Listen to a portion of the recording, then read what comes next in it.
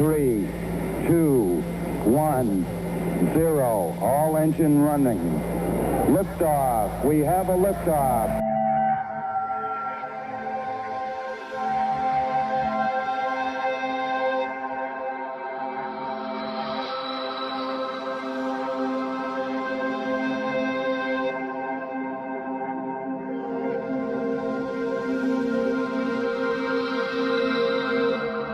You're listening to GUFON Radio with Rich Giordano.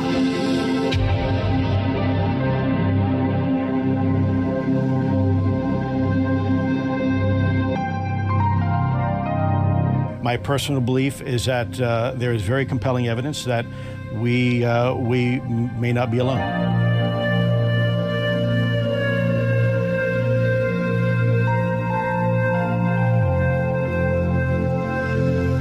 There has been and is an existing presence, an ET presence. It's not going to make a difference. It's not going to change reality.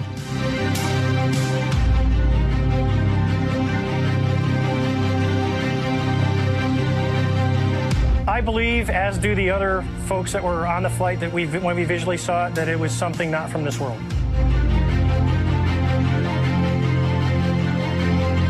GUFON Radio.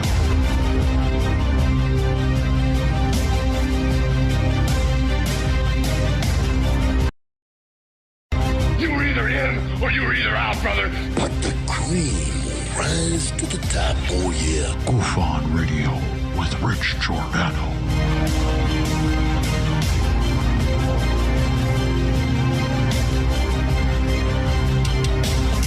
I occasionally think how quickly our differences worldwide would vanish if we were facing an alien threat from outside this world.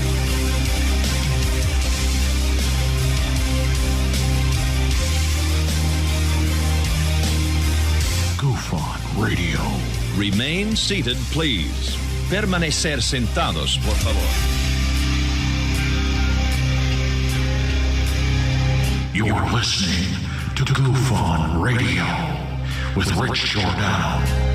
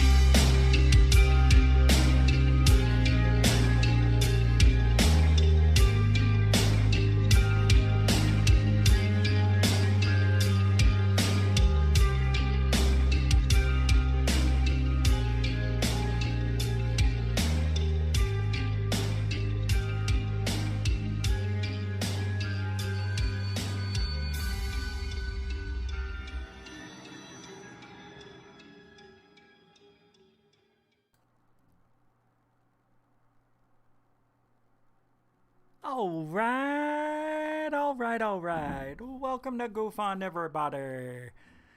I'm your host, Rich Giordano. Hope you are prepared for tonight's event. It is February 11th, 2021, and it is Thursday. Almost Friday. Take a look at what you see here. What is this? This is the end of the blue ball. That's funny. It's the end of the blue snowball. We are waiting for the new microphone to arrive. It will be here within the week, probably next Wednesday, and we will have fantastic sound. I didn't realize how jicky-jacked this blue ball is, but I am going to put it out there for somebody to win. I will never use it again. It did its job. But I didn't realize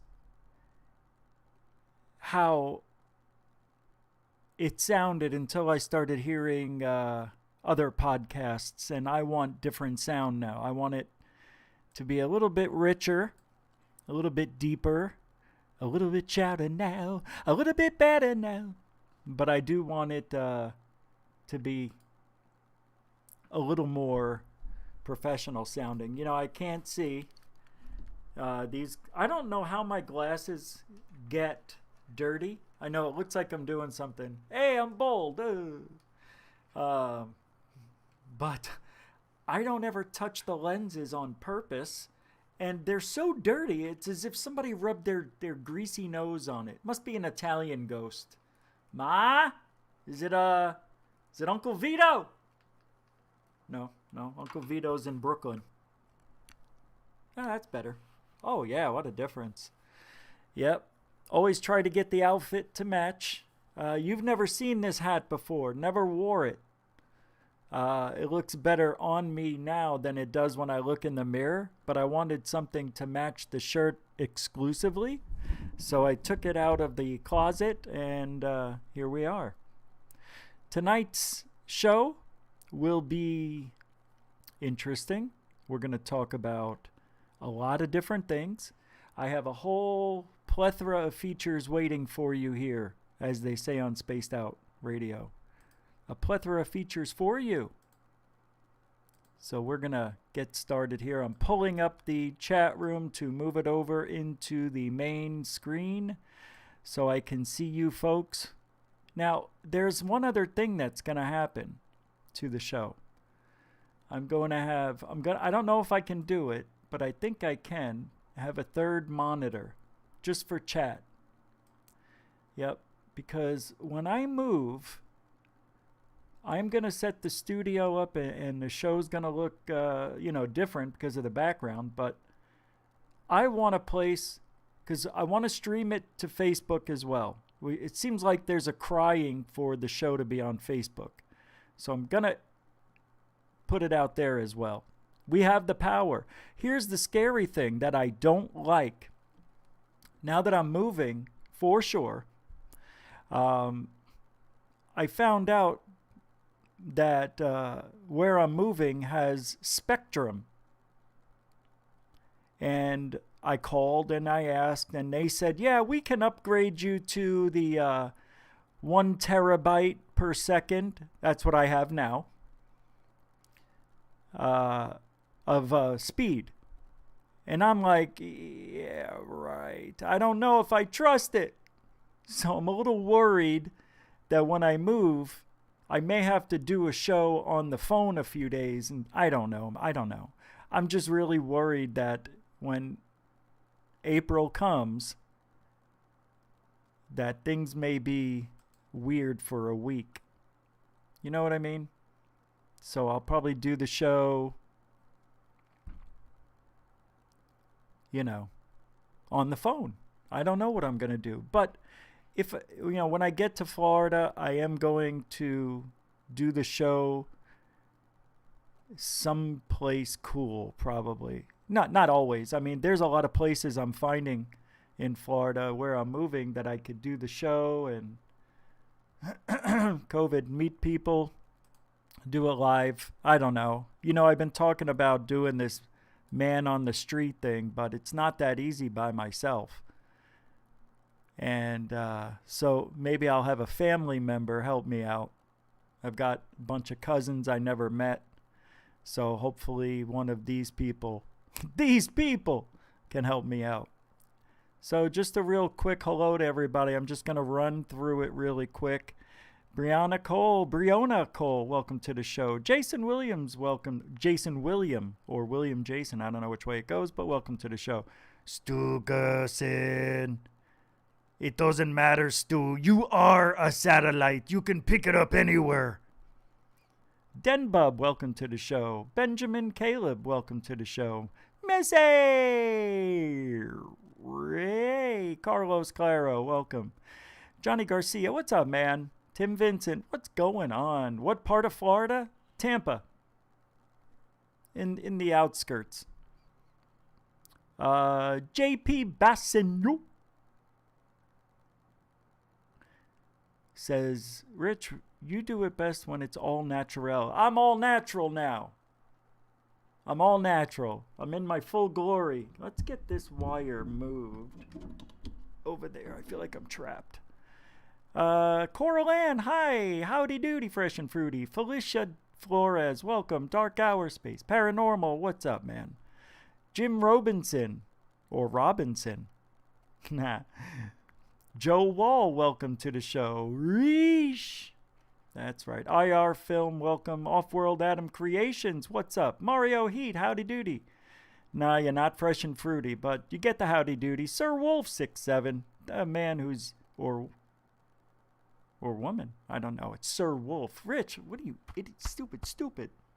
Sorry, I take that back, sir. The man who is a year older than me. Bob M, what's up? BOBM. Did I say hi to Johnny Garcia? I think I did. All right. Denbub, what's up, man? Be serious. Love it. Welcome. Mary Hall, how do you do? Mary Hall, the famous Mary Hall. Joe Wall, Eyes Look Up. Cool name, man. Psycho Babble, another cool name. Well, a lot of these people I've never seen. Welcome. Felicia Alexander Dansby, welcome to the show. Stephen Quigley, you got family in Tampa? Yeah, I know. My family loves it too. Shelly Morrison is here.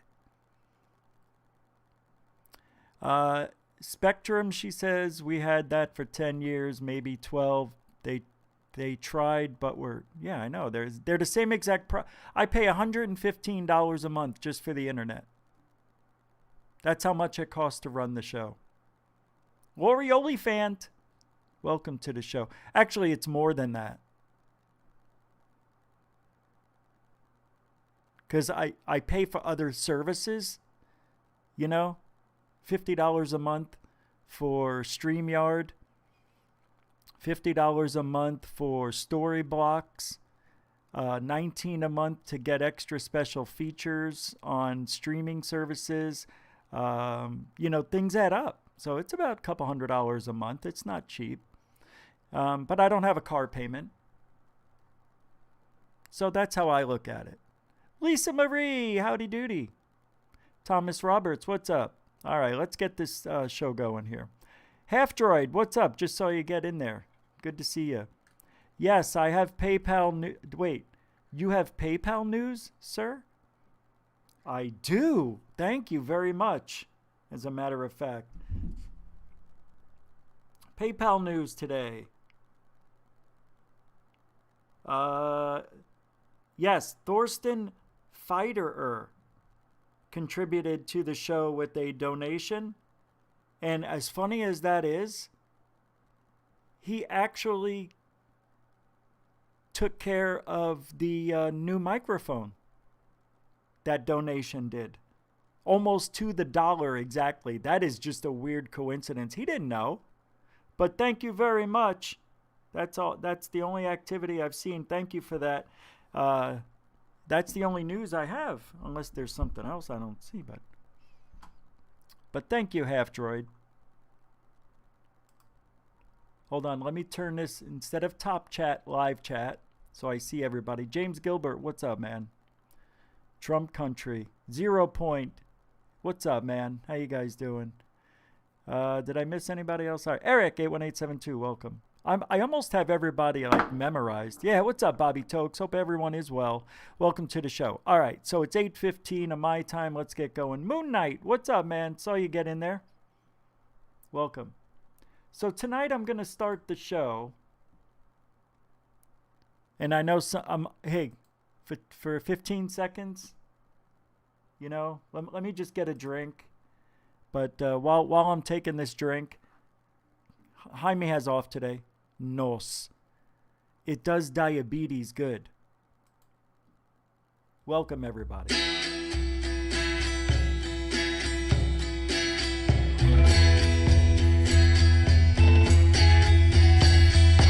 What are they?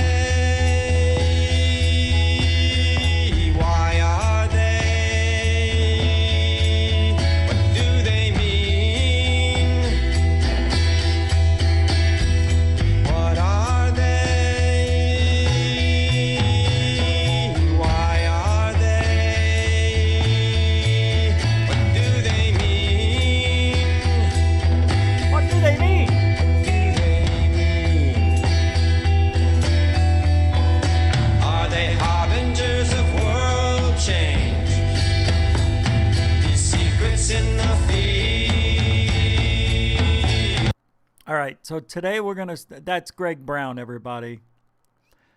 Crop Circle song. The infamous Greg Brown. Lovely man. All right, so today, it's not a new segment, but it will be now. I have a couple of new segments we're doing here on the show. We've got Twitter 3, and we now have Reddit, the Reddit few. So right now we're going to start the show off with a... Are you kidding me?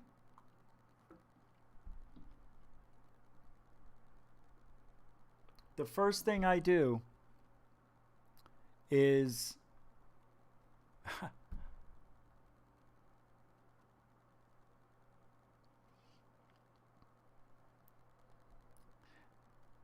well, it comes from alien scientists.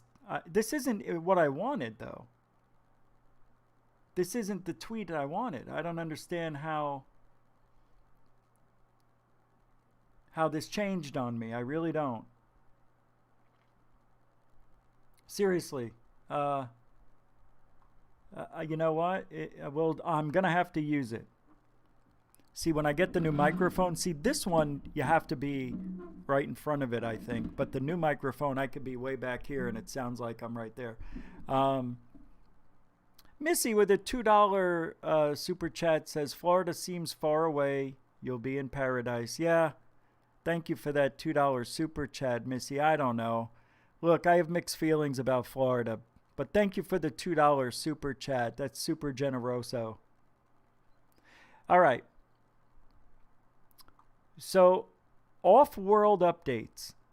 Responding to UFO info request, Pentagon classifies 5 mind-bending reports on metamaterials, space travel, and much more. That was the article that we talked about on Third Phase of Moon, pretty much. But check this out. Let me get little me and big TV. There we go. So, off-world updates responding to UFO info request. In 2017, Anthony Bragalia, is that how you say his name, submitted the FOIA request. Remember, we talked about this on Third Phase. It was about metamaterials that are from the Roswell crash, from what I understand. It was a request that would sound absurd to a lot of people, teetering on insane. Aliens, Las Vegas, mysterious warehouses containing debris from crashed UFOs. It sounds more like something out of a Spielberg film than anything based in reality, it says here. However, 4 years later, the government has finally responded to this request. While it's no admission they actually recovered something from Roswell or elsewhere, the 154 pages of declassified reports are curious, to say the least. They describe insanely futuristic matter like metal, glass, and metamaterials, liquid glass. Their bizarre properties, that the objects, that you can squeeze them and they'll unfold and go back to their original form or unfolded form. Without actually releasing photos or video of recovered UFO material, this might be the closest the U.S. government has ever come to admitting they actually have something. And I think that is interesting. I mean, it is. You guys know the rest of the article. It goes into talking about what kind of materials they could be, but they never give us where the material. They don't say exactly where it's from. They compare it to the Roswell stuff that was talked about, which we don't have any evidence for either. I was having a conversation with Chuck Bam before the show, believe it or not, and we were just going back and forth on Messenger saying evidence isn't even evidence anymore. You know, it's there's always somebody to debunk real evidence, it seems like. I don't know if those are Timothy McShillen type of people, you know, Richard Doty, the people to squash any reality that accidentally slips out from people who worked in the government, whistleblowers. You know what I mean? Things of that nature. Metallic glasses, biomaterials, they have 32 pages of materials for advanced aerospace platforms, metallic spintronics. I don't even know what that is. The full FOIA request, I usually don't, but I'm going to put this article just in the chat room. I'm not going to put it in the description after the show because I just keep that stuff for YouTube. But here is the article. If you want to take a look at it, I just posted it in the chat room. All right, let's move on. And we will get to Twitter number 2.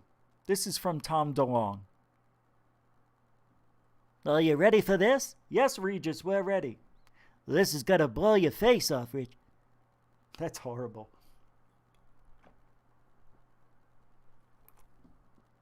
Oh, guess what I did not do today? I did not partake. So I am going to. I am going to partake real quick while we're talking here. Let me just get some ready. I got very little left of the good stuff. And you guys deserve it when I'm on the good stuff. You know, it's real funny. I see people commenting on my videos and third phase UFO report. Oh, Rich must be really baked. Rich is really high on this show. You can tell. You can't tell. Nobody can tell. You can't tell. No more. Nobody can tell. You guys are hilarious. He's really out there this night. Look at the way he is. And yes, we are not talking about the show last night. Dead to me, that person. I only want to know about that person if anything I need to know about, like doxing or, bad stuff. All right, Tom DeLong. What can you say about Tom DeLong? Oh, yeah, we're also going to talk about the moon not being the moon. It may be something else. We're going to talk about that in a little bit. And what else? What else are we talking about? I didn't set up the normal thing here. Let me see. What else are we talking about tonight? 3. Whoa, 2. get that out of there. Oh, yeah. The Khamar Daban incident. It's kind of like the Dyatlov Pass where the Russian hikers lost their minds or maybe were attacked by a Bigfoot creature. Remember that story? Dyatlov Pass? Well, this is called the Khamar Daban incident. I'm probably saying it wrong, but we'll talk about that as we go along. Tom DeLong says, he's still with TTSA, right? He didn't leave. He ain't going anywhere. That's his little baby. He says, the important thing is the movies that To the Stars Media is planning to do next. I wonder if they will spark controversy or wonder or both. My upcoming film, Monsters of California, will help start that conversation. Now, I tweeted here, and I think it's been deleted. Are you kidding me? Hold on, really? I just tweeted over there. How could that be? I said, it's all, you have all B actors, D actors, D directors. This is going to be like the remake of The Blob. It's going to be that kind of crap quality, I was saying. He removed it. Good for you, you POS. You didn't block me. That's so weird that it's not there. Yeah, because what is Tom DeLong going to do? Make a blockbuster? That's what he's doing. That's why Lou Eliganzo left. That's why they all left, because this is the type of guy they're dealing with. He only cares about his music, his life, and nothing else. Tom DeLong does not care about the greater good of ufology. Richard Jimenez with the $2 super chat says, I'm sure they found tacos at the Roswell crash. I'm sure you're right. Look, there he is. Thank you very much, man. super generosity coming my way. What's up, John Appleby, Red Panda, Xavier? Johnny Garcia, what are you doing? $20 smoking a blunt with you, my boy. Nice. Thank you guys for that $20 super chat, $2 super chat. What are we doing? Thank you very much. Well, let me partake in it real quick. Tom DeLonge is not for ufology. Hold on. Where's my lighter? There it is. You can't. I can do it on YouTube. I'm just not going to. But here we go.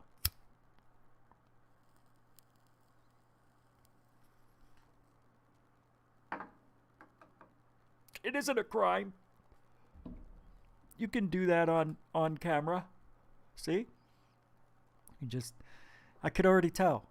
It's a different show starting now. Thank you very much, guys, for the super generoso super chat. Is $5 from Knowledge 888. Stop drinking that poison energy drink. It's like putting nose on a regular car. You're messing with your heart. I know. Hey, why did that happen? I need to see this guy. I know. Knowledge? I know. I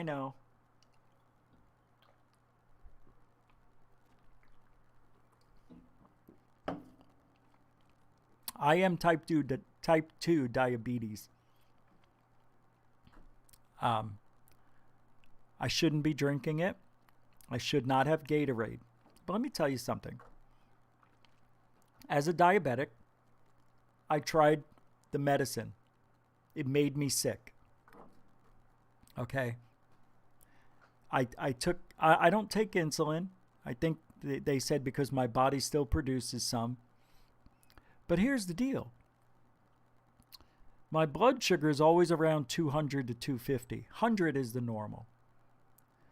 No matter what I do, no matter how good I eat, no matter how much sleep I have, I'm always going to be around 200, 250, no matter what I do. And I know there's spikes and I know there's things like that. And I just know if I sleep, I'm fine. I'm not going to cut everything out of my life. I'm just not. I'm just not going to do it.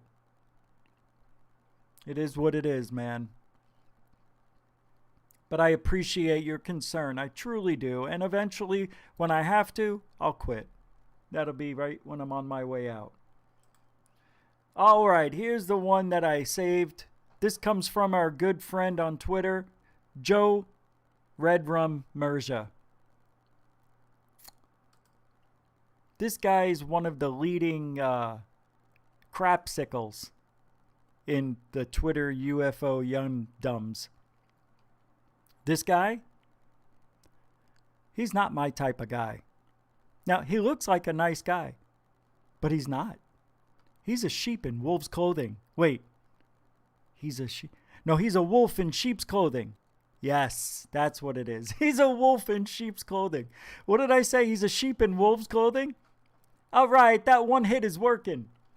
Well, Joe Merja says, because he loves Lou. Everybody loves Lou. Loose lips eleganzo. What are you doing today? Nothing. What are you saying today? Nothing. What are you going to do for ufology? Nothing. Okay. Lou does a lot of circle jerking, right? He'll tell you it's raining as he's peeing on your leg. He's that kind of guy. Lou, I've got a question here. For $1 million, what will you do tomorrow? A, you will do nothing. B, you will mow the lawn. C, you will do laundry. Or D, all of the above. You have 30 seconds. Well, I got to tell you, that's a great question. You know, I could answer that a lot of different ways. I could say A, but then what if it was B, you know, and I was like C, D. I mean, I could do them all. Maybe, I don't know. You know, one time I was doing them all at one time. Well, you're running out of time. You got 18 seconds. I know. I'm thinking. Well, yeah, you might want to answer it. You got 11 seconds. You see, the sky and the air together, you got 3 seconds, Lou. Lou, what happened? I was answering the question. Lou, I don't even know how you got this far, Lou. But you have to answer the question. He doesn't. And he does it again right over here. I love this guy. Lou is like, I could do a whole show just on Lou. Saying nothing. Let me know. Okay, here. He's on George Knapp. He's on Coast to Coast, all right? And Knapp, let me pull this in front of me. You don't need to see it because it's too far. I got to read it. It's real tiny, this one. Joe Merja asks, let me know if you can remember where he said, what? What? Oh, about the doors, the walls, something about where he would go if he could to get the information. He's on Coast to Coast. This was in December last year. Here we go. I think I could play. Yep, I can play it. Here we go. Well, I've heard stories from people who, under the previous programs, have knocked on certain doors and had the doors slammed in their face. If you had superpowers and you could kick in those doors, would you know where to look for pockets of evidence, for storehouses of information and proof? Oh, absolutely. I know exactly where I'd go. And first of all, there wouldn't be any doors at all. There probably wouldn't even be any walls either. I'm not sure if that's such a good idea. He's still answering. You think I was joking around? It wouldn't have walls, he says. It wouldn't have floors. I mean, come on. Lil, answer the fucking question. But, I have a very good idea of what I would do. Answer it! He asked you if you had superpowers, what would you do to get the proof? To improve the process of the system in very, very short order. I'm not a politician. I'm not very political.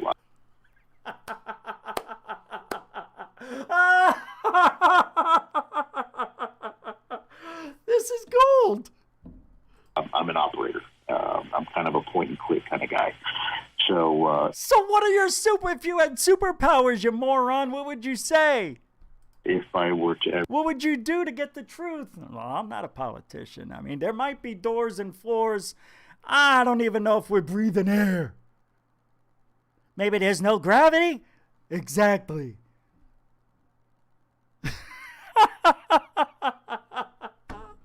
I love this. Oh, did I miss Super Chat? Jim Robinson, $20 with the Super Chat saying, or Super Sticker, go!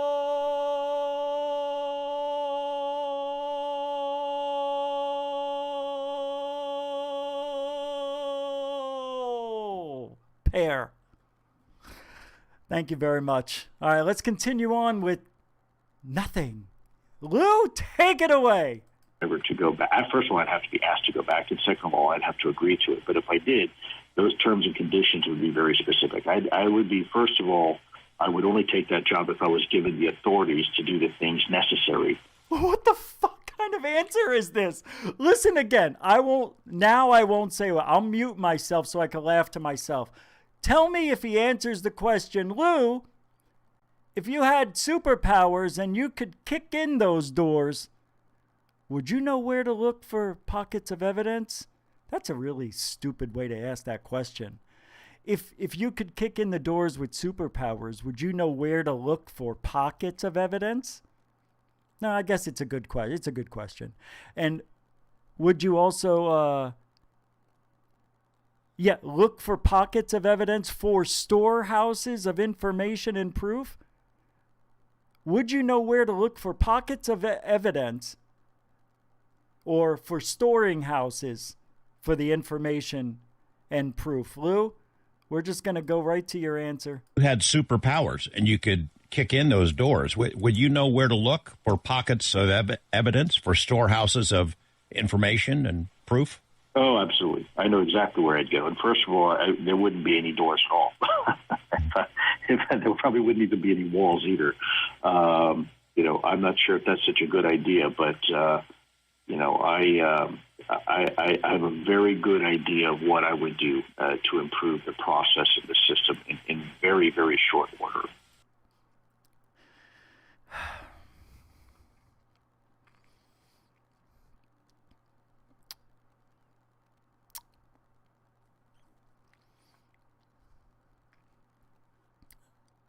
I just thought of something. I'm going to stop it right here. Yeah. Well, it's not a YouTube thing, is it? No. I'm not a politician. I'm not very political. I'm an operator. I'm kind of a point and click kind of guy.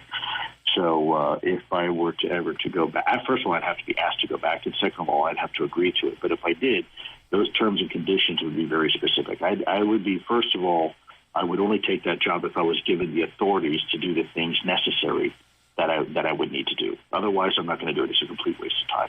All right. You see, this is Lou. Sounds great, but he doesn't answer the questions. You understand? If you just read this, it's really weird to just read it. Oh, absolutely. Okay, yeah, the question is, seriously, if you had superpowers and could kick in the doors, how would you find evidence, basically, right? Oh, absolutely, I know where to go. And first of all, there wouldn't be any doors at all. In fact, there probably wouldn't be any walls either. You know, I'm not sure if that's such a good idea, but, you know, I have a very good idea of what I would do to improve. You know what? You know why Lou was so good with the enemy? He bored them to tears. Mr. Terrorist. Yes. Do you know where Bin Laden is? Oh, no, I don't. I think you do. Look me in the eye. You know, Bin Laden, not a nice guy. I knew a guy who wasn't that nice once. Yeah, he wasn't nice at all. And anytime he would look at the sky or a door or a window, he knew that he was behind there looking back at himself. You know, I remember one time in Saskatchewan in 1992 or 1, I don't remember. Hey, Joey, do you remember when we were in Saskatchewan? 92. It was very cold. What are you doing? What are you doing? You can, please. This is exactly where Bin Laden is. I don't want to listen to you anymore. All right. Lou, you're the greatest. I don't know how you do it. You do it every single time. This is why we have you on the show. You have bored so many people to tears. It's entertaining at this point, Lou. What do you have to say about that? No, don't. I don't want to hear. I got you. You thought I was going to tell you another boring story, but now I have a Spanish accent. Because I should. My name is Lou Elizondo. Oh, that sounds racist. That's like almost profiling yourself. Look at me. Who would have a chin thing like this? You? Oh, I can't even grow facial hair, let alone these. What? How the hell did you get one? No, I don't want to hear. I don't want to hear. No, he said good side. Nah. You're not going to trick me. Lou, it's nice having you on the show, but we got to move on. We got to talk about the moon. All right. Thank you, everybody, for listening to Loose Lips Eleganzo. Right? Let's have a big round of applause for Lou D-Doo. Way to go, Lou D-Doo. I tell you, that guy bores me to tears. Next on the show, we've got a guy who went by Kramer on Seinfeld. But we'll be back after this message from TTSA. Good night, everybody. TTSA, I'm Tom Dishlong. TTSA, I'm making movies long. Hi, I'm Tom DeLong. TTSA is supposed to be looking for UFOs, but we're taking a break for that. Right now, we're on a little, let's just say, hiatus. So welcome to TTSA Media, where you can listen to my new album, I Ain't Going Anywhere Off This Planet, with its first song, Alien Got You. Aliens got you. Listen to those tunes. How about this song on second side of a disc? Yes, we have two sides to my discs with the new disc technology. TTSA spent 4.5 years trying to do a double disc. We've done it. And we're the first band to do it. Who are we? Alien Ant Farm. No. Regis, what are you doing? Who am I? We'll be back after this message, guys. TTSA. All right, next. Oh, this is good. I think you guys will enjoy this. I told you it was good shit. One hit, done. For like hours now. I'm like this. For literally 8 hours.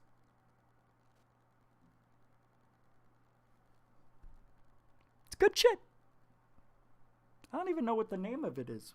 Yeah, there's no name to it. It was special. Stunning light pillars dazzle in the northern sky. All right, I'll calm down. I'm joking. All right, so here we go. These are stunning light pillars dazzle the sky in the northern U.S. Remember these? Sky pillars are back, baby. You know what's going to come back after the sky pillars? Does anybody want to take a guess at what's been missing? We haven't seen it in a while. No? All right. We'll come back to that. This is by Derek Van Dam. You gotta be effing kidding me. Seriously? That's the guy's name, Eric Van Dam. I'm not shitting. Oh my God. He's a CNN meteorologist, a.k.a. weatherman, a.k.a. loser of the newsroom. I'm joking. He's not. Want more inspiring positive news? Sign up for the... Oh, that's not it. All right. CNN. Oh, this is what CNN is reporting, by the way, just to let everybody know. But it's CNN meteorologist. It's Derek Van Dam. He's going to do a high kick to those thunderstorms, ladies and gentlemen. It's a leg sweep for the thunderstorms. Is that an elbow to a snow blizzard in Pennsylvania? It is. It's Derek Van Dam. What's the guy's name? Sean Van Dam? What was that guy's name? I forgot. Michael Van Dam? What was his name? Nick Van Dam? What was his name? Oh, I don't want to look in this. Somebody in the chat room is going to tell me and I don't want to know. Sean Van Dam, right? Who was the guy? Who was the guy? That's right, there's a 45-second delay. I can't believe I can't remember. Sean Van Dam? Who's the guy? Oh, Jean-Claude Van Damme. Oh, thank God you were there, Stargate Traveler. Thank you. Jean-Claude Van Damme. This is Derek Van Dam. I don't know why it's funny to me. All right, so we're throwing elbows to snowstorms, a leg sweep to the thunderstorms in Kansas, and we're going to do a headbutt to the Arctic flow, the Arctic blast that's coming down the center of America. Anyway, it's like something taken straight out of a sci-fi movie. Strange columns of light have been spotted recently across northern United States, dancing up toward the night sky and mesmerizing viewers. COVID.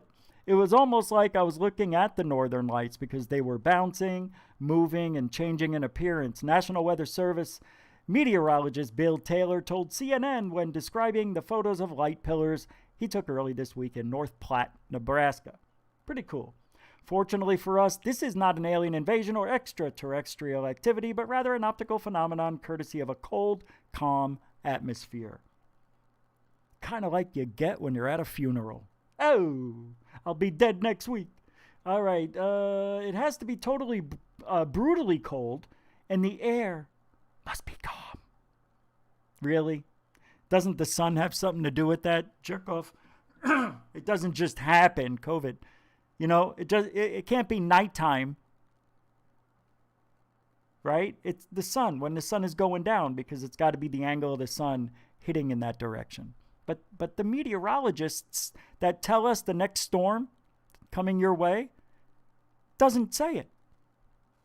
Light pillars form in colder climates when ice particles near the ground are light enough to remain suspended in the air. If conditions are calm, the hexagonally shaped ice particles can become vertically stacked as they slowly drift through the atmosphere.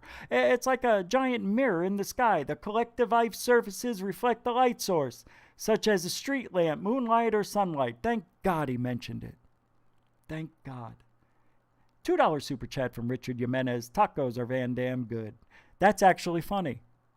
Thank you very much for the $2 super Van Dam, both brothers, super chat. Anyway, the higher crystals, thank you. I didn't just say I want to say anyway, but thank you very much. Super generoso. You guys kill me. What was I doing? Van Dam. The higher the crystals in the atmosphere, the taller the pillar. Really? I didn't know. I thought the higher they went, the lower they went, because it was a light fraction of something. All right, anyway, you see these more light pillars possible as cold slabs arrived this week. You can see them in northern Minnesota, North Dakota, Montana. Usually with the polar vortex, temperatures struggle to reach above zero. This feature, which is normally centered over the North Pole, has recently weakened, helping to displace very cold air into the United States. Pretty cool stuff, man. There's your light pillars, folks. We're making a comeback. So what is the other thing that needs to make a comeback? We got the light pillars, and now I'm talking anything. It could be, I almost gave it away. All right, you know what's been missing? Cryptids. We haven't heard anything real. Forget Bigfoot. All other cryptids other than Bigfoot, that's who I'm talking about. We haven't seen a lot of that stuff. Maybe because I'm not in the genre, but let me tell you something. If you have any cool stories, can you email them to gufonradio@gmail.com? I'd like to know if there's been any recent, this year, cryptid stories. I tell you what, I'll even throw you back till December. Anything older than December, unless it's really close to November. Maybe I'll take a few days in November if it's really close. But other than that, I don't want anything beyond that, unless it's a cool story with good video. Cool story, good video, I'll go back a year. All right, if you got that, gufonradio@gmail.com. Can we put that in the chat room? All right, I'll do it.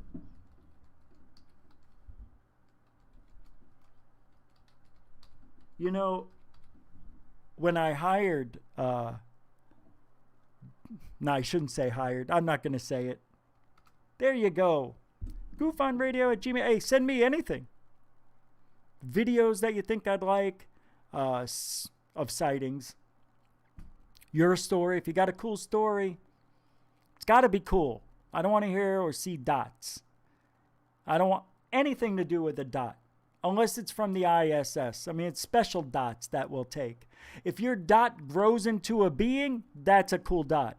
If your dot zigzags and gets really close, goes really far, shoots straight up real fast, faster than a drone, I want that. Any other dot I don't like. All right, let's move on. What do we got? Oh, all right, we're going to take a little rest from me for a minute. Robert Bigelow, this is part 2 of his interview with George the Animal Steel Knapp. That's got to be him from now on. So here we go. He talks about, you remember the afterlife stuff? Well, I want to know what happens when people... It's not good enough for this guy just to get evidence on everything paranormal, right? UFOs, Skinwalker Cache, Ranch. It's not... That's not good enough. Now, Bigelow wants to get the inside on dying, because he's getting close to death. He's not young. He wants to know what he's in for. Ooh, he must have done some shit. He wants to know if he really answers to anybody because of the shit he's hiding and doing and cheating and stealing and robbing and paying off everybody just to get his information and his glory hole filled. That didn't make sense. Scratch the last 5 words. His glory hole filled. 4 words. Remove that. Scratch it. Here's the video. Just playing a minute. Well, and I got to do it the right way. Property managers, the husband and wife, walks around the property with you. You tell them where things had happened, and Not much of a tour. We were probably on property, George, all together, maybe 45 minutes, an hour at the very. Well, I want to know what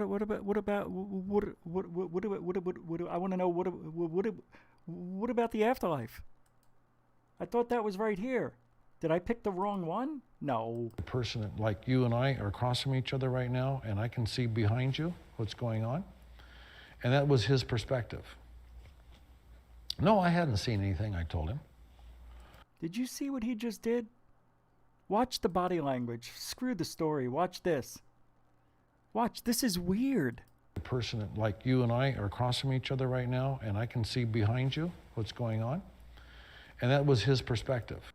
He pointed at himself and said, and that was his perspective. Shouldn't he be pointing out? He points to himself as he says it's somebody else's perspective. You know why? Because it was him. This is a made-up story. It's a lie, Judge. A lie. See me in my chambers. Take 5, everybody. Court's adjourned. Are we coming back after the 5 minutes? Yes. All right. Just wanted to make sure. Yes, bailiff. We'll be back in 5 minutes. All right. I want to know what he's talking about. I want to hear about the afterlife. Jim Robinson with a $20 super sticker. It's the pair that says, "You are Amazon." Amazing. That's awesome. Thank you very much, Jim. $20 super chat for the dancing pair, and there's a bunch of glitter falling around because it's a good time, and he says, "You are amazing." Thank you, buddy. This is what I did when I saw the super chat. What Bigelow's doing now. I was like, what? Are you kidding me? See, I still have one hand stuck there. All right, back to the video. Let's see what he's saying here. Thank you, Jim Robinson. Freaking super generoso. So. Yes. What? Turn that off. Thank you. This is, serendipities, everything. Oh, one of the best words ever used. Serendipity. That's in my top 10. Yet after a while, how much serendipity is there? Look at Bob. 2 serendips in 10 seconds. That's got to be a record. I've never... Look, and it stopped at 111. You see the synchronicity we've got here? We've got 2 serendipities. Very rare to have 2 Z words next to each other, let alone the same Z word. How often would you ever say serendipity that close to each other? Never. Never happened. This is all scripted. It's scripted, Judge! Calm down. You'll be in contempt of court. Continue. The bucket seems to overflow with serendipity. Oh, what the fuck? 3 serendipities. Holy shit, that's got to be an all-time record. 3 serendipities. If there's a 4th one, I'm done. I'll quit. You have to say, damn it, this isn't, something else is causal in this event or these events, But anyway. Oh, he used causal. Causal's a good word, but that's no serendipity. Woo! I thought I was done. I would have stopped the show. Reed had been an attorney. All right. Calm down, everybody. Calm down. Anyway, he's not saying anything. I thought I had a video where he's talking about what he's doing, trying to get the afterlife information, and it didn't work out that way. But we did the best we could with what we got. Next up, buckle up. Russians just unveiled their new Tic Tac car. Now, I can't believe how many emails I'm getting about this car that came out from Russia. It's not even out yet. It's a concept car that's coming out, hopefully, next year at the Dubai Expo Electronic Technology exhibit. And a lot of people are like, wait a minute. Rich, it's this. This is the car. And all you kind folks send me all these nice emails and links and explaining what you think it is and what it really is and how it works. It all started. Now, this is a prime example. And I know too bad you get sick of hearing about them. But Third Phase of Moon put this out, and look what happened. It got a lot of people talking. That's why they do what they do as fast as they can. They're not just putting out stuff, making up articles. That link exists. Or they made this up. That's a hoax. They CGI'd it. Or, oh God, we know what they're about. And you were all wrong. Come on. Let's end this now. Give these guys a fucking chance, man. They're not going to bullshit you. No, it's not happening. Straight up. And I've had people also telling me the opposite, that they enjoy third phase more than they ever have. And they remember what it was like in the old days. They're real happy they got the... This is why we're here. Not just to help them, but to help each other grow and get the message out. And you people are... A lot of you out there just won't accept that they're actually doing the right thing every time. They leave it up to you. They put it out there. They don't know. They even say it. They even say, we don't know what this is. And everybody says, they don't know what it is. They didn't do any research on it. They did. Somebody sent them that clip. They watched it just like you and I did. It was an article in a magazine. Come on, man. Loosen up a little with third phase. All right, let's watch this. And then I'll read you the article that was sent to me from one of you. And I can't remember the second. I know I was supposed to remember. I'll go back while it's playing. I'll find out who it was that sent it to me. But thank you, everybody who sent me a lot of different things about this flying car. The flighter. Here we go. Back to third phase of moon. Blake Cousins here. We got a special report for you today. We received some photographs in regards to experimental aircraft that was displayed in Dubai at a convention center. They're showcasing evidence that could be what we've all known as, for a long time, the Tic Tac. Recently, these photographs of this experimental aircraft known as the Flighter, developed by Sciatec, explains that they've discovered some kind of new way of flight. There's no need for wings or propellers. This thing, there's some kind of meta propulsion behind it. A meta propulsion that is unknown to the public at the moment, but right now the science is there. Apparently the meta behind this can make this craft hover in the sky and travel for hundreds of miles on one charge. What's behind it? What kind of technology is creating this lift on this object itself? Right now, there's some patents being developed and being put through before they release this technology to the public, but they're saying that it could be out in just a year from now. In this special report, we're going to be breaking it down with our guest, Rich from GUFON, including Dr. J and Michael from Dark Hour Paranormal. Let's just start it up. What do you got, GUFON? What do you make of this new tech?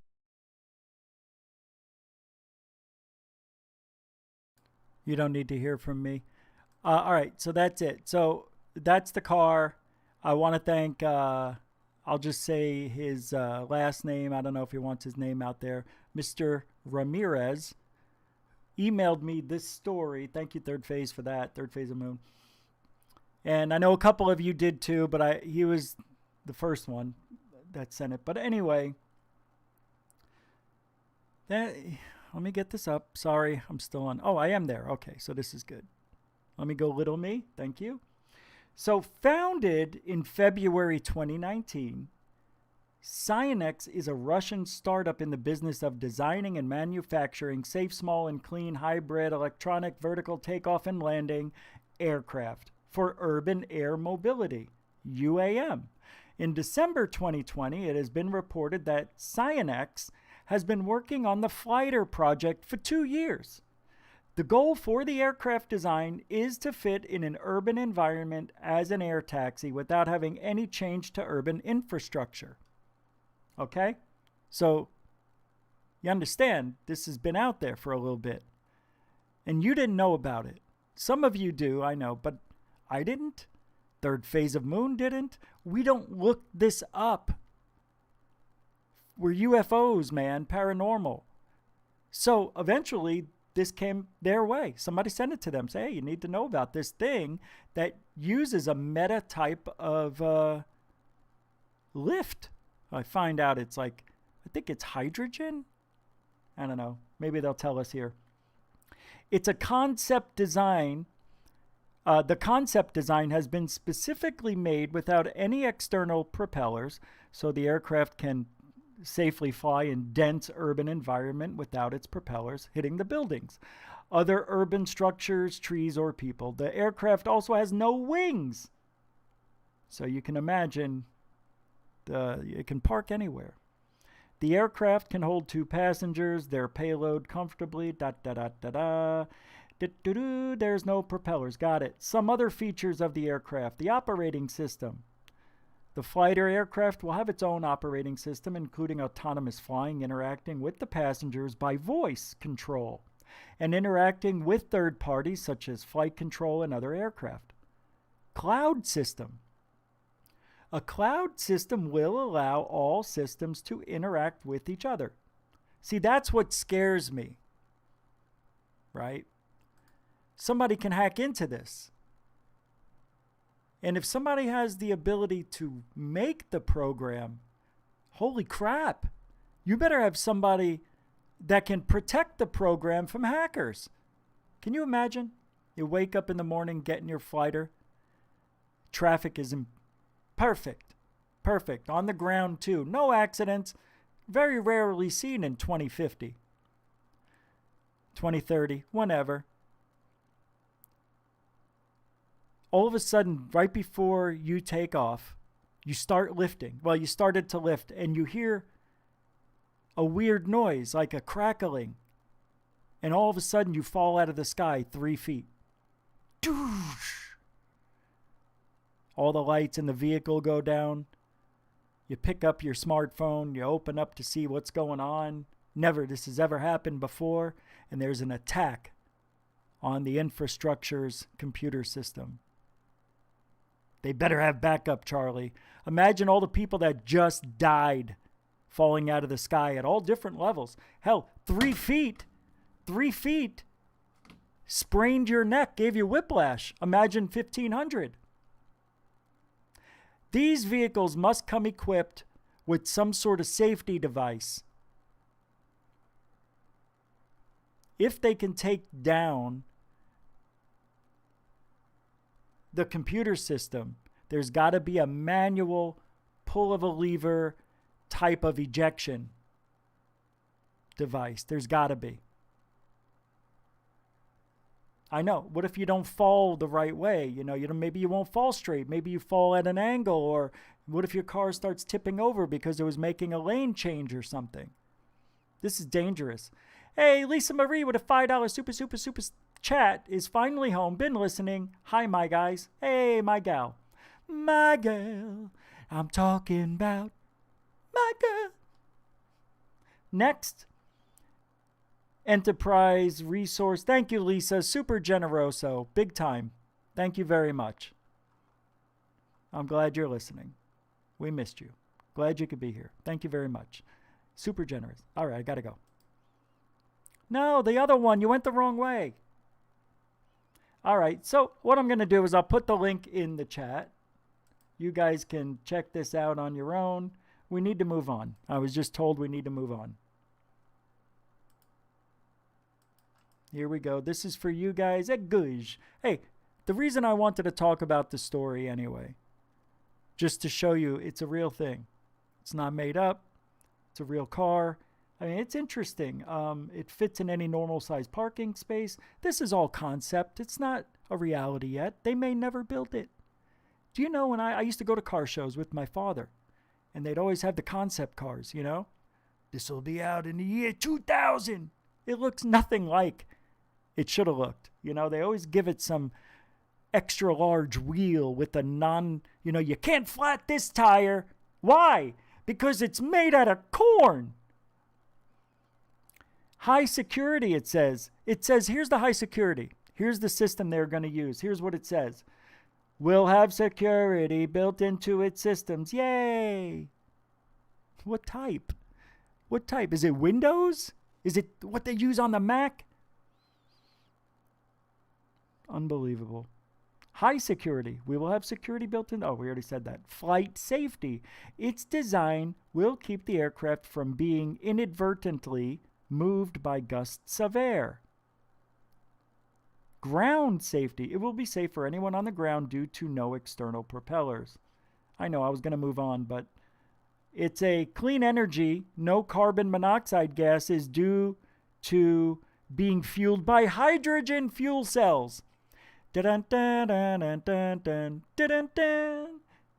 There, that's what it is. It has VTOL, vertical takeoff and landing aircraft, very useful for urban travel. No runways, no vertiports. And it can travel from almost any point to point destination in a major city. Basically 140 or 50 kilometers, which is, 62 miles, I believe? 100 kilometers. 100, right, thank you. I heard different reports. All right, let's move on. What else we got? Oh, we got to do the moon. Oh, the moon. Oh, the moon, it's crazy. Oh, no. Oh, my gosh. Let me see if I got anything to show you.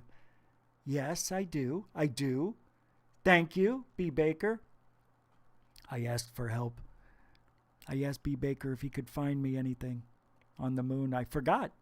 I got it up in the title, and I got, distracted. I forgot to get it. See, it doesn't have to be the one-hit wonder. It happens even when I don't. This is the moon using men mutant sound hammer. It seems a little line done. All right. It's not moving. It seems interesting. Let's see. Here we go. Moon. Whoa. Thank you, B. Baker. Let's go and play this one. Is the moon an alien spaceship? Why? Hollow moon hypotheses coming up in 3. Oh, you're already up? Damn it. 2 go. Is a source of cosmic phenomena and hopefully a future staging point for missions to Mars and beyond. But when we start to look at the moon under a closer lens, a number of aberrant characteristics suggest that it might be hollow and that there may be a secret moon base. So why do scientists think that moon could be an alien space?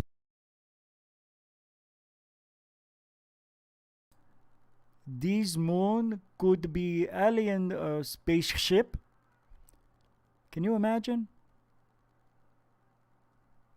I think it is. I think the moon it's all wrong. Something about the moon is wrong. First of all, we've talked about it before. It's way too big for the Earth. It's, 3,000 miles across or something? Hey, Google, how big is the moon? The mean radius of moon is 1,079.4 miles. 1,079? Is that right? I'm looking it up.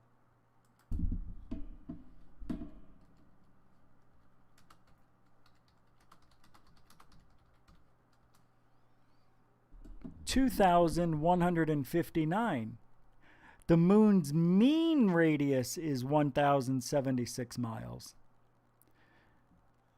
Double those figures to get its diameter. 2,159 miles. Less than a third width of the Earth.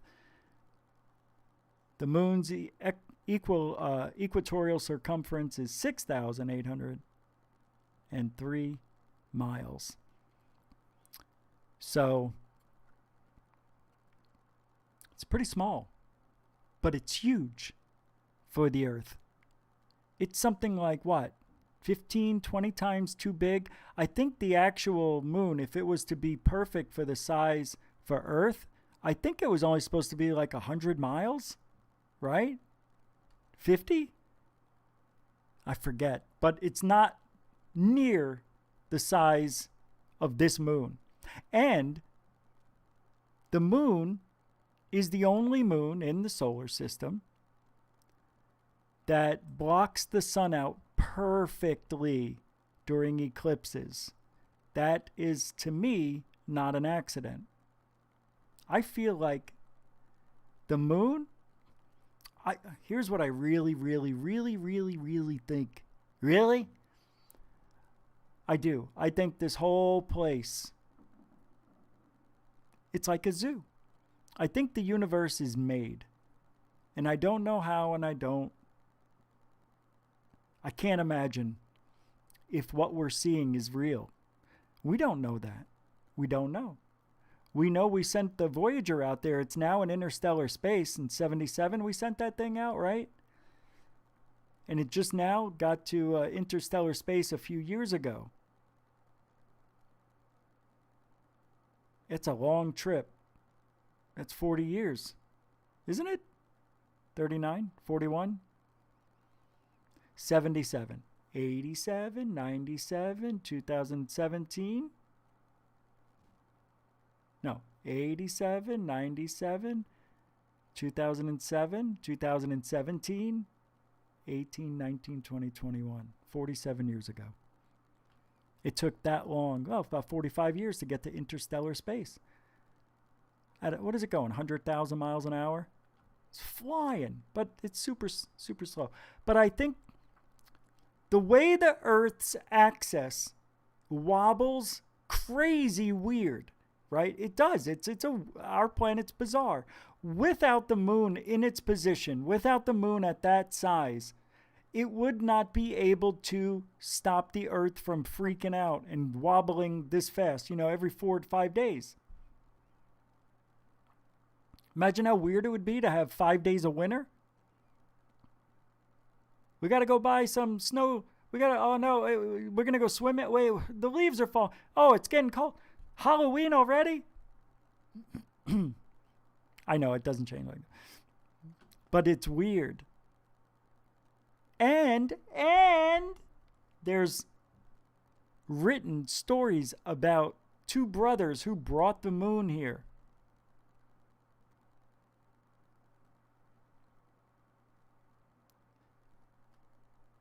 And I don't buy that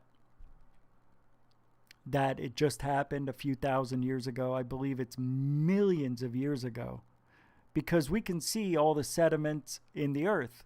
We know the earth has been stable for a long freaking time. At least 300 million years, 500 million, I think.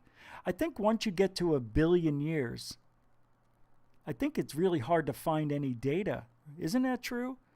Even if you get to the ice, hasn't everything been shifted and moved around so much that everything, even though the earth is stable, moved into a different climate?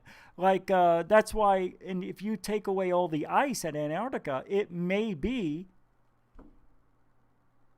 Atlantis. Let's go back to this here. We got another minute left, right? Well, how much is here? Yeah, we're barely touching this here. All right, can you see it? All right, good, go.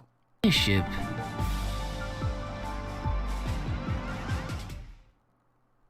The hollow moon hypothesis is a suggestion that moon is hollow, usually as a product of an alien civilization. It is hollow. Remember when we went to the moon and then they dropped a bomb on it and then it went off and it said the moon rang like a bell for 40 minutes? What was it, 20 minutes? I don't know if that's something because there's no gravity, there's no atmosphere. Well, wasn't it? There is gravity on the moon, like 1/6 of the Earth, is it? Very little.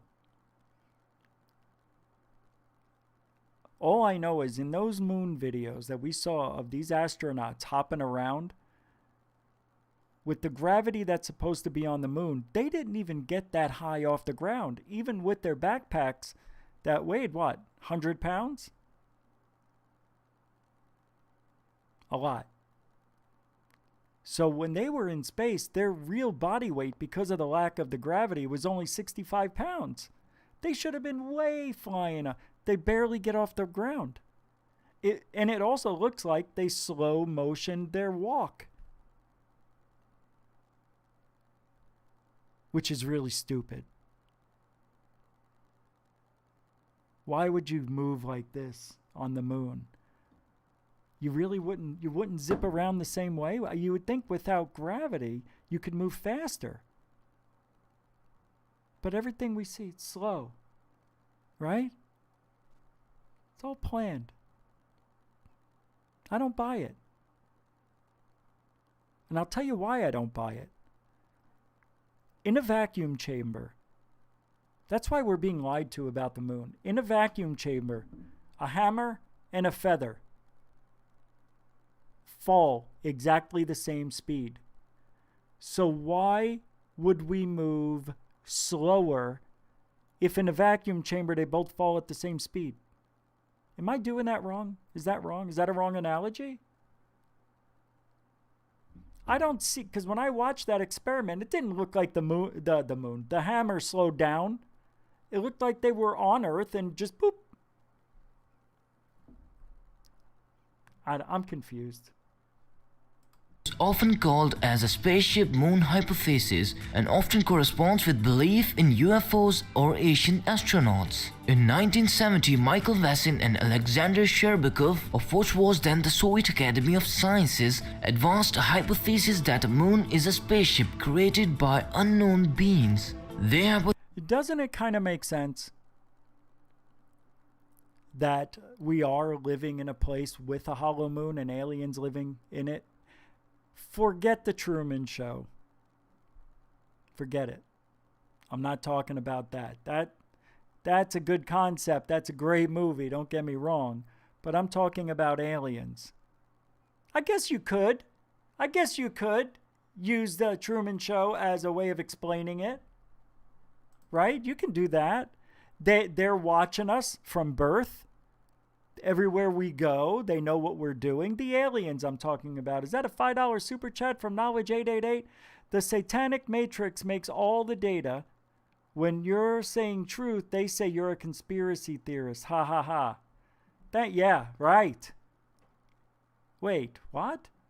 Thank you for the $5 super chat, but we need to talk. Knowledge 888, thank you. I don't understand. The satanic matrix makes all the data.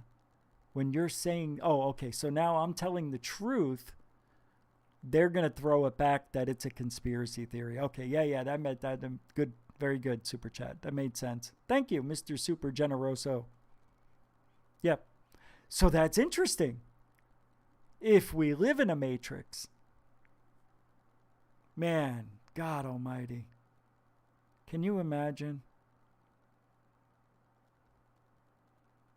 What? So everything, but well, I know that, could it? So everything we're doing is here. Or is it? So if they're in a hollow earth or a hollow moon, and they're watching us, this is my logic, and they're watching us, and they're controlling everything, are they watching us in a computer system? Is that, that's possible. Anything's possible. I get it. But if you use the Truman Show, their interaction was all human. Now, I want to talk about aliens. If aliens built this solar system, because I find it awfully strange, the solar system itself. It's almost as if this is training grounds for new souls. Like, what if our soul is an old alien that lived for 20,000 years? But now you're going to prolong your life, your spark, that's whatever's left in you after 20,000 years. They're going to take your mind and put it into a matrix so you can experience everything there is.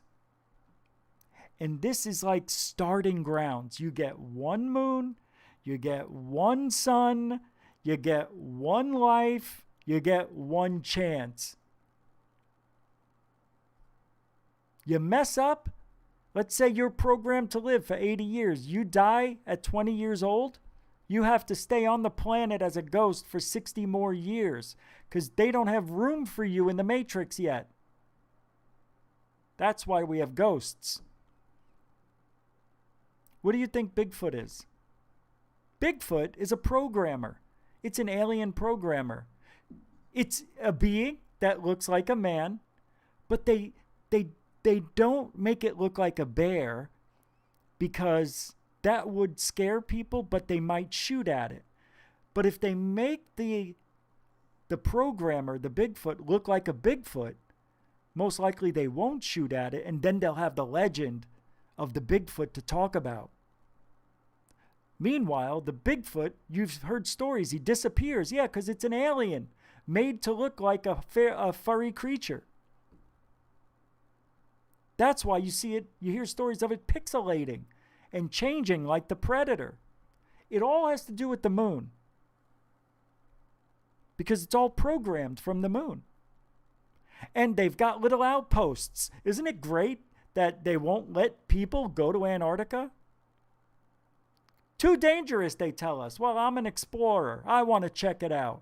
Nope, can't do it. Why? We don't want you to die. It's my life. I want to do it. Well, you have to go fill out 10 years of paperwork. By then, I'll be 80. Why won't they let us there? Because that's where the signal goes to. There's certain signals, certain satellites that the moon has to hit. You got the North Pole and the South Pole. And then what do you got in the middle? What do you got? I'll tell you what you got. You got the Atlantic, Bermuda Triangle, high strangeness. Exactly on the other side of the earth, Devil's Triangle, China's Devil's Triangle. High strangeness. Those are other intersecting points. And what about all the ley lines that they're all connected? That's how they communicate. Ley lines aren't Earth ley lines, they're alien ley lines. Phenomenal. I got to teach all this shit. Welcome to GUFON University. All right, continue. Moon, high strangeness, Earth. Hypothesis relies heavily on a suggestion that large lunar craters, generally assumed to be formed from meteor impact, are generally too shallow and have flat or even convex bottoms. They hypothesize that small meteors are making a cup-shaped depression in the rocky surface of the moon. I have no idea what he's saying. I'm lost. All right, well, we're done. No more moon talk. That's what I think. If you guys want to talk about it, we'll come back tomorrow. We'll talk about it again. Hey, Jeanette Bombach, how you doing? I have no idea who you are. No, I remember seeing you here. Thank you very much. Welcome. Hey, Pom Mom, what's up? How you guys doing, ladies? Sorry. DJ. So nice day. Yippee-doo. Valerian the Mac the Third. I saw you earlier. Didn't get a chance to say hi. Occam Razor. Same thing. Hola. USA. Other legal issues. Que pasta. That's my Tanglish. That's my Spitalian. Spitalian. I got a million things to talk about. All right, let's move on. We may have to extend the show. How much time? No, we're good. We're right on time. Right on time. Our good friend Brian Forster did a live show today, 12 hours ago.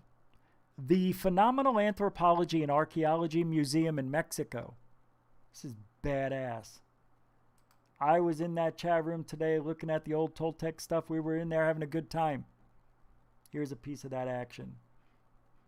Brian Forster rocks. Big fan of Third Phase and a panelist. Well, not really, but he's been on the show over there. All right, here we go. 3, 2, go. National Anthropology Museum in Mexico City. But first of all, we're actually in the subway system, and this is a scale model of the ancient Mexico City during Aztec times, when it was called Tenochtitlan, which means the place of prophecy. Is that not amazing? Can you believe they built this stuff? This, oh my God. Hey, where's Third Phase? This looks just like the pyramid thing on Hawaii. Wow, that does. Holy shnikey. It does. Wow. Oh, yeah, I'm finding it. You can hear me clicking away. And now we're at El Zocalo, which is the main square in Mexico City. And this is sculpture representing the arrival of the Aztecs to Tenochtitlan. Huh? Again, this was a place that was prophesized as to where they should set up their capital. And outside the main museum, here we have a huge sculpture of Tlaloc, the rain god. And this sculpture is of mysterious origin, weighing in at about 100 tons and made of basalt. Wow. Now we're in the actual museum, and we're going to be going through a number of different displays. This is one of the finest museums in the world, built in the 1960s, and still looks very contemporary. Check this out. Hold on. Knowledge 888 with another super chat for $5. The movie The Matrix is a documentary, is real. They showed the truth in the movies and lies in the news. Sheeple believe everything. Yep, I believe the same exact thing. Absolutely. The movies, I swear to you. Don't you think it's all connected, and we've learned about that over the last 5 years? Mainstream media lies. Movies tell the truth. They want us to know the truth, but the secret... Now, you know, if there is an Illuminati, do you think they would allow it? But people have to have expression if they believe in this all on their own without being involved in us.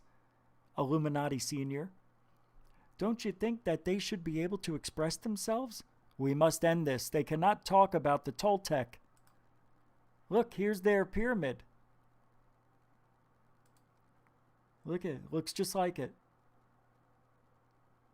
Bricks and stuff. And watch when they get close. There's no mortar. Here's a little layer right here. You can see some staggered little steps. That's kind of interesting. You see the stones filling in the gap. But looking at all this rock, it's not man-made. I can tell you that. This is not stone or manufactured. This is real earth right here. Yeah, absolutely. But is it a natural formation, or did the ancient Hawaiians use some of this rock and build upon it? But again, I'm not seeing any brick mortar or anything. What is the purpose? Again, if you look up, and the way we're looking at this structure, it goes up about 30 feet. That's amazing. There's a ledge. There's a ledge. I would say it's about... That's wicked. That looks just like it. I think so.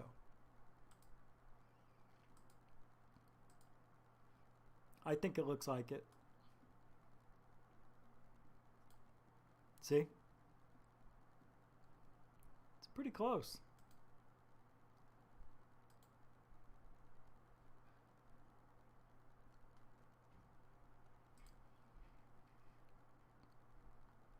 All right. Which means the place of these sculptural works. They only had obsidian, which has a hardness of 5.5, and basalt tools, which is a hardness of 6, and yet they were able to create all of this incredible artwork in basalt and other hard stones. Slow down. Man, you're going to make me fall out of the chair. Look at that. Wow. Excuse me, madonna mia. Have a drink of that nos. Look at this. Look at the intricate cutting and detail. I mean, this is freaking phenomenal. Oh God, I love this stuff, man. I can't believe this actually existed. And exists, but I mean, I can't believe this was actually in a society. They built such beautiful things. Imagine all the stuff that's gone. Wow.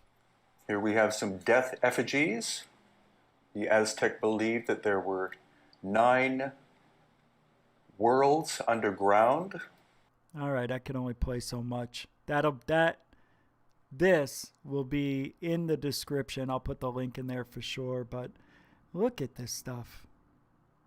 And you really, really, really don't get... Look at this.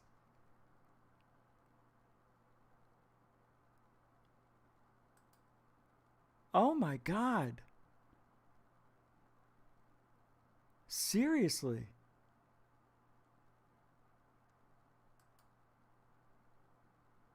Wait, they didn't. They had guitars? Oh, those are pots. Okay. Guitars.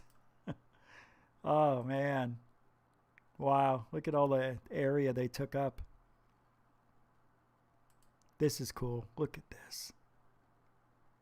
See, and eventually all of this will be gone in a, who knows, 20, 50,000 years. You can see the holes. I mean, it's already starting to degrade.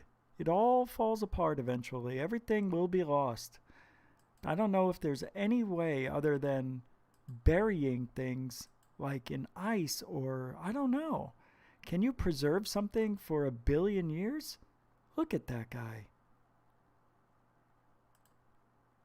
Look at these. Wow. Skulls and stuff. This guy's got the job, huh? Look, I got a gun going right into his head. What is this? It's like it's headdress, but I guess he would grab it there and pick it up and put it on his head. I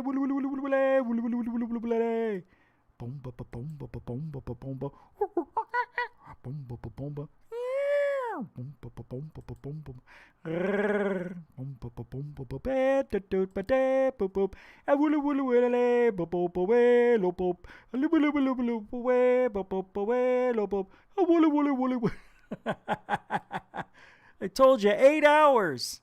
It's an 8-hour hit. All right, let's move along, shall we? Good. Not interested.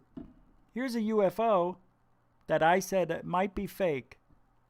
This is from UFO sightings daily. Oh, can't play it. Yeah, can't play it. It's fake, though. It's right here. I'm pretty sure this is a fake. Yeah, because it's this guy. I can't remember his name. He's, what is his name? Needlemeyer? Scott Death Star? What's his name? I can't remember. But it's a fake. Yeah. Yeah, it looks fake. All right, I'm not going to play it. So we X out of that one. Here's an interesting one. Does this UFO clear a chemtrail? Like, there was a chemtrail here. The object is just right there. And then this part of the chemtrail seems to fall apart. Check it out. I say it's bullshit.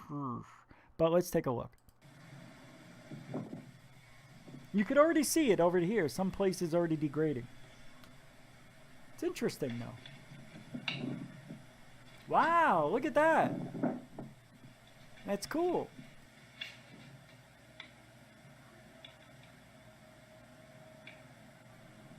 That's not a bad little sighting. Of course, I'll have to look at it a little more, but it looks like it's almost flashing with the bright light, right? Did you see that too? Let's go back.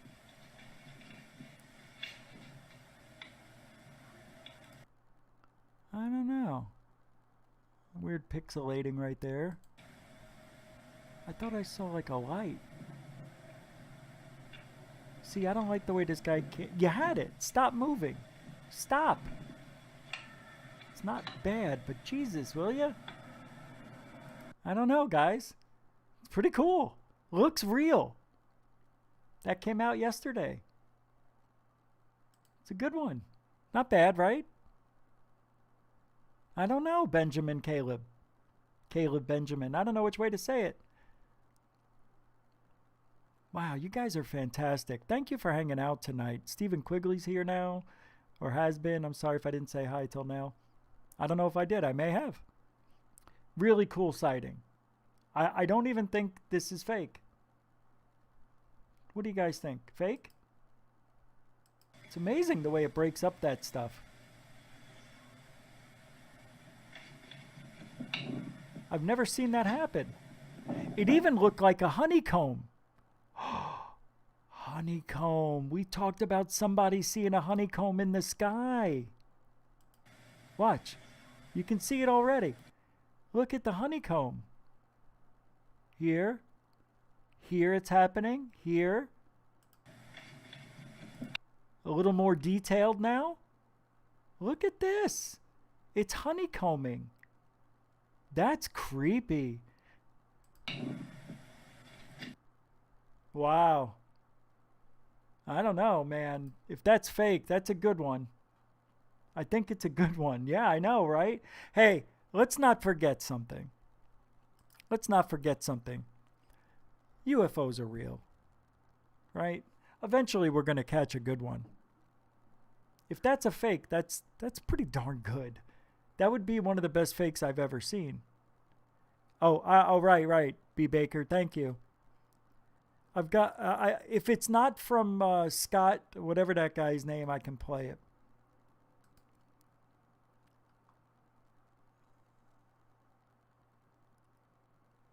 Oh, yeah, you have the special email. That's right. Here we go. So I've got what may be. Wait, I don't know if I could play this. I guess I can. I'm going to play it. Comes from Paradise Decay. Are there aliens on the moon? Walking. Have you ever seen this? All right, we're going full screen for this one. Thank you, B. Baker. I almost forgot. Very good. I'm surprised I was even looking in the chat when you wrote that, to be honest with you. Here we go.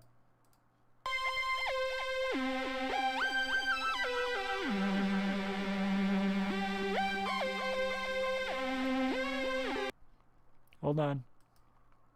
I can't go full. You understand? I'll pause it though.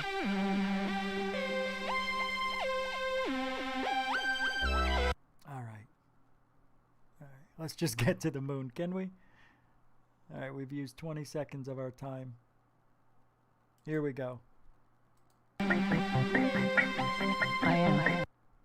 Come on. Come on. That's great. I come from another world. I've never seen this before. Where are they finding it? At the Paulus Petrentius? Okay, whatever. I like the music though. What is going on? It looks like it's standing on some sort of apparatus, and it's like the what do you call it? The silver bullet guy. What is it? The silver flyer? That's what it is. Look. There's the one leg.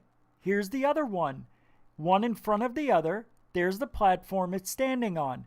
This is a post that comes out the bottom like a rod.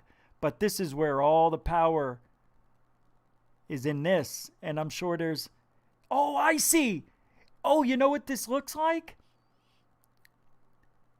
Okay. There might be on either side a place you put your feet. It looks like it might be straddling something. There's also a little protrusion that comes out the front. Like it would be some sort of object detector. Like it reads the ground in front of it in high speed. Not be afraid. Wow. Oh, we get even closer. Holy shnikey. Or it's a shadow. It's not a shadow, and let me tell you why. I think this is on the planet. Where is it? I don't see where they have it. That's funny. Look at this thing. There's something comes out the front. You could even see different, like, it looks like it's on top of something, like standing on it. Hey, this is third phase stuff right here. Damn it. Pretty cool, Bill. Wow, what a funny thing. That looks legit. Pretty cool. That was fun. Yeah, I didn't expect that at all. I think there's maybe what? We got one more video in that group you gave me? What is this one? Oh, NASA astronaut claims he saw alien-like creature in Space Shuttle Atlantis?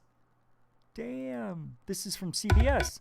So I could play the whole thing if I wanted to, but I won't. All right. We got a lot of stuff to go over still. We're moving right along now. I know. This is only a minute. And let me do fair use because we're just listening and watching. But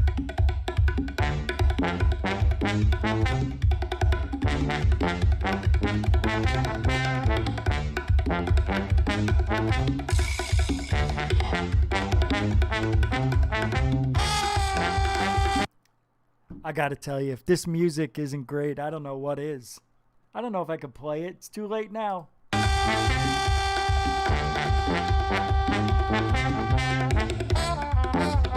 Wait a minute. Wait, what? I better read this. He said he saw an organic alien-like object in the payload bay of the Space Shuttle Atlantis during an Earth orbit. In it!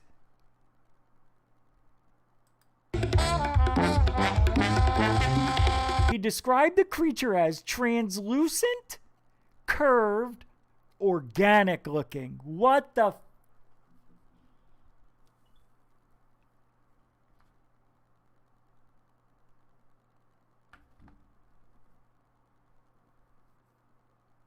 Wow.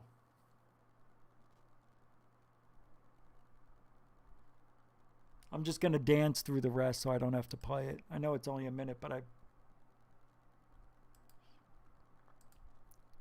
I was about to say, Houston, we have a problem, but no, everyone spins up when those words are uttered from a space vehicle. First of all, that was never uttered. They never said that, by the way, so... COVID. Wow, this is crazy. When he reported the object to NASA and asked what they thought it might be, NASA responded, it was probably ice from the frozen hoses that had broken off and floated away.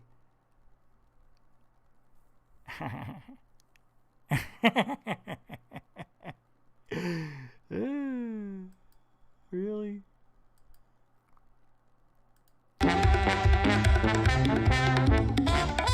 Fortunately, my colleague Randy Bresnick didn't test this explanation by going too close to it.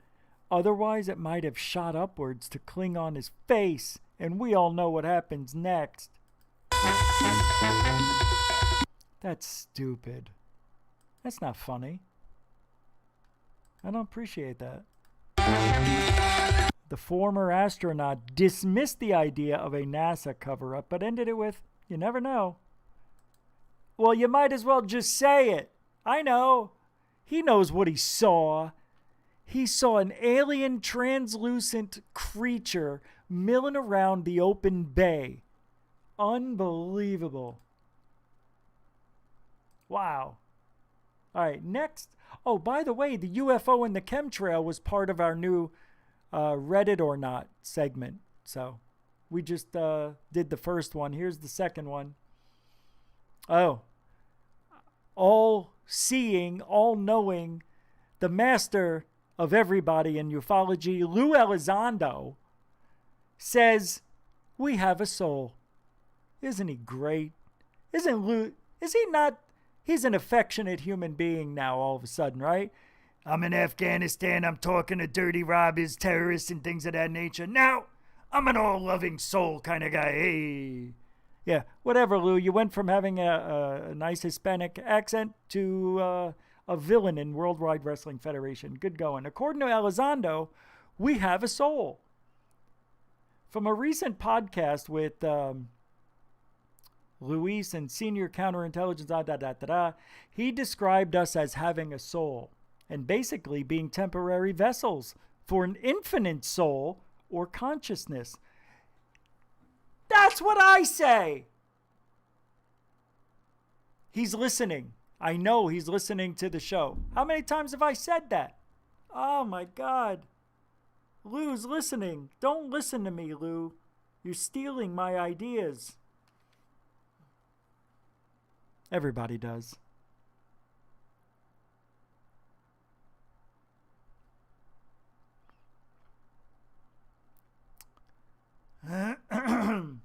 COVID.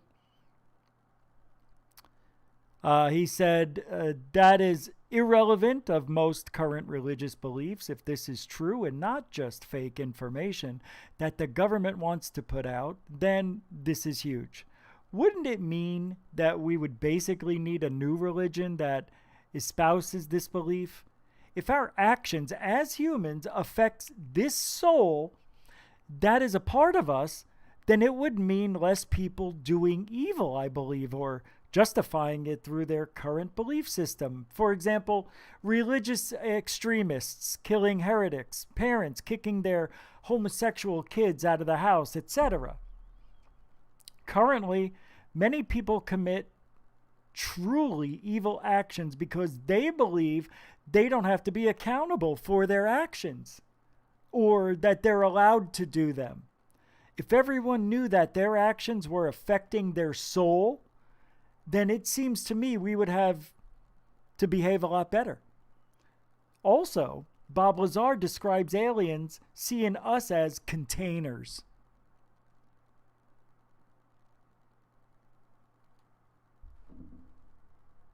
Bob Lazar says it's gospel to Lou that we're all containers because Lou Elizondo heard that Bob Lazar said that. I gotta talk to Lou. So he also says these beings said that man was the product of externally corrected evolution. They said that man as a species had been genetically altered 65 times. They referred to humans as containers, yet I don't know what we are containers of, says Bob Lazar. Wait, that was Bob Lazar. These beings said that man was the product of an externally corrected evolution. They said that man as a species has been genetically altered 65 times. Where is he getting this information? How does he know? This is Bob Lazar, not Lou Elizondo. He says, I don't know who says it. To me, there's no question that aliens are among us or at least visit us often. But if we also are inhabited by a soul, then that seems to be a game changer. It would mean that both materialists and followers of most current religions are wrong. I suppose the Unitarian Universalists would still be relevant, though. Or is it relevant? As they don't provide a definition for God and only espouse their 7 principles like they're an agnostic religion. This could help explain the other elephants in the room: spirituality, paranormal, ghosts, NDEs, etc. Where are you? Oh. Thanks, Lou.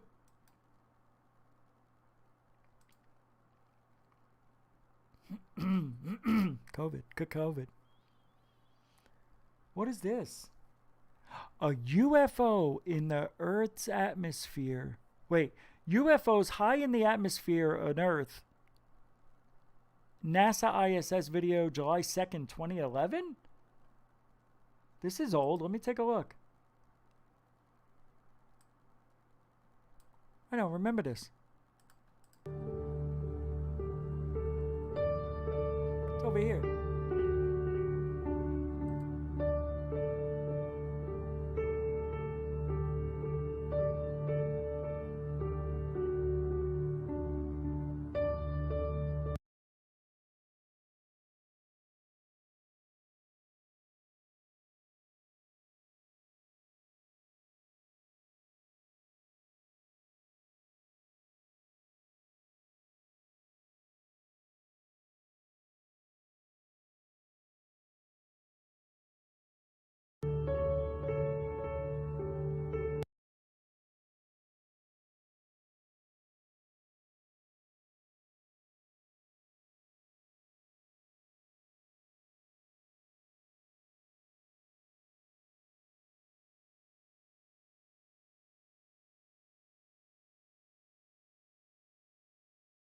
Damn it! I got the message. I got it. Thank you for the $5 super chat. I'm sorry. I was, yes. Is the show over? Did I end it already? I don't recall the show ending. Thank you for the $5 super chat for that guitar song recommendation. I'll think about it.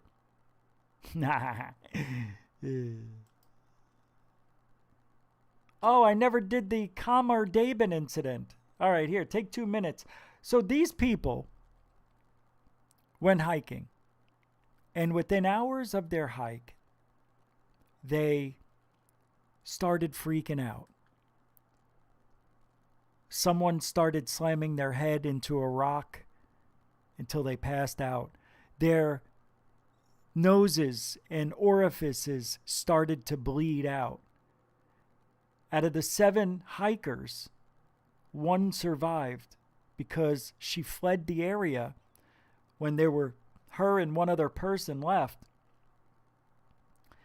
And this is up in the Khamar Daban area in Russia. There's a lot of folklore in that area. A lot of people were, same thing as the Outlaw Pass. Occam's Razor with a $10 super chat says, as above, so below, light cannot exist without darkness, or reality would not be perfect. Exactly. By the way, third phase of moon, super generoso. And Occam's Razor, super generoso for sure. Thank you very much, gentlemen. All right, I'll play a minute here so you can hear the brutality. Stopped moving altogether. Thank you very much. Likely having succumbed to their mysterious symptoms. Dennis would emerge to help Valentina, as the two were the only ones left who hadn't faltered. However, their health was starting to wither as well. They remained in the forest, close to the site where their whole group had just died, unsure of what to do next.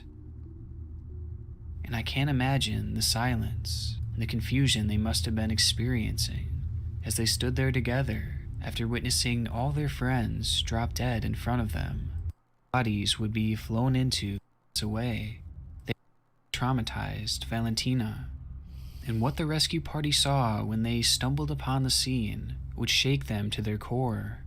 With one member saying it was a scary picture, the hikers were lying on a small ledge, some huddled together, some a little distance away.